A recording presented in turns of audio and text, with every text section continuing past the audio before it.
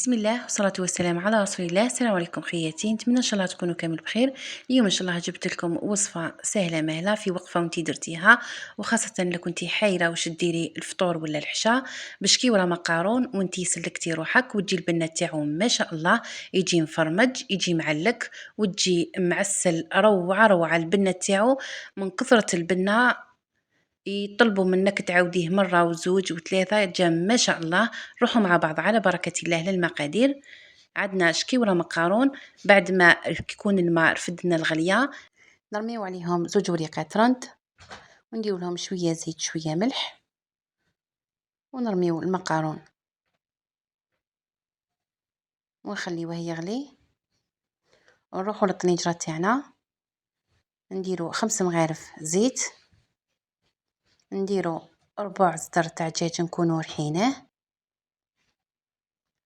نضيفوله 3 سنينات ثوم مسكرفتين، نزيدوله حبة بصل نكونو قطعناها رقيقة تكون متوسطة في الحجم، نديرو لهم شوية فلفل كحل وشوية عكري حلو،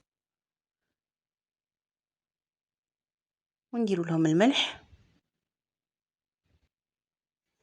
ونخلوهم يطيبوا يتقلاو مع بعض.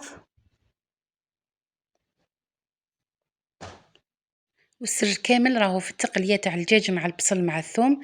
نزيدو لهم شوية زعترة هنا راح تعطيها واحد البنة روعة. نضيفو عليهم حبة فلفل حلو كونو قطعناها ثانيك رقيقة، ونحركو عليهم. نزيدو لهم نص مغرفة طماطيش مصبرة، ولازم نحركوها ونخلوها تتقلى مليح باش تروح لنا هذيك الحموضية تاع الطماطيش. هنا بعد ما تقلى لي كلش نروحوا المقارون تاعنا، بعد ما كنت نحيته وقطرته نديروا له مغرفه زبده، وما نخليوهش يطيب بزاف المقارون تاعنا. قيس 5 دقائق برك ونحو عليه. هنا نرجعوا للطريجره تاعنا، نرميو عليها المقارون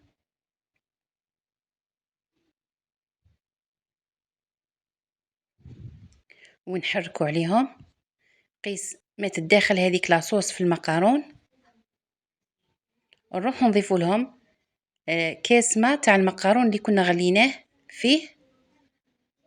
انا ما رميتوش، لازم نخليه كاس. نضيفوه للمقارون تاعنا ونحركوا عليه شويه، ونروحوا ثاني كنضيفوا له كاس كريم فريش. انا هذه الكريم فريش كنت درتها في البيت، نص كاس زيت نص كاس حليب ومغرفه كبيره تاع فرماج، وديريهم في الميكسور. تتحصلي على هذه الكريم فريش جات روعه في البنه، وديري لها شويه ملح، ونروحوا نضيفوها للمقارون ونخليوها بعد ما غلى شويه معانا وينشف غير شويه برك. نروحوا نزيدو له الفرماج شرائح هنا كإضافة برك، راح يزيد له في البنة ويزيد له في التفرميج، يجي معسل روعة في البنة. نتمنى ان شاء الله تجربوه بهذه الطريقة اللي ما يشموالفة ديروه وتشوفي الفرق، تشوفي ولادك كيفاش يحبوه، كيفاش يولوا كل يوم يقولك عليه. هنا بعد ما ذاب لي الفرماج نحركو عليه شوية ورانا مطفيين على النار. نشوفوه في طبق التقديم بعد ما برد لي شوية، زينته بشوية معدنوس وجات البنة روعة ما شاء الله. الريحة راهي تعبق وجا مفرمج جا معلق. شوفوا كيفاش جاني، شاهدكم في الجنة خياتي. والله غير هذه الوصفة تستحق التجربة. نتمنى ان شاء الله تجربوه وديروه لوليداتكم، ما يشدش كامل الوقت في وقفة وانتي درتيه. هذه هي وصفة اليوم، جات ما شاء الله. جا المقارون تاعنا معسل مفرمج. نتمنى ان شاء الله تجربوه وينال اعجابكم. ما تنسونيش باشتراك وتعليق محفز. إلى الملتقى إن شاء الله في وصفة أخرى. سلام.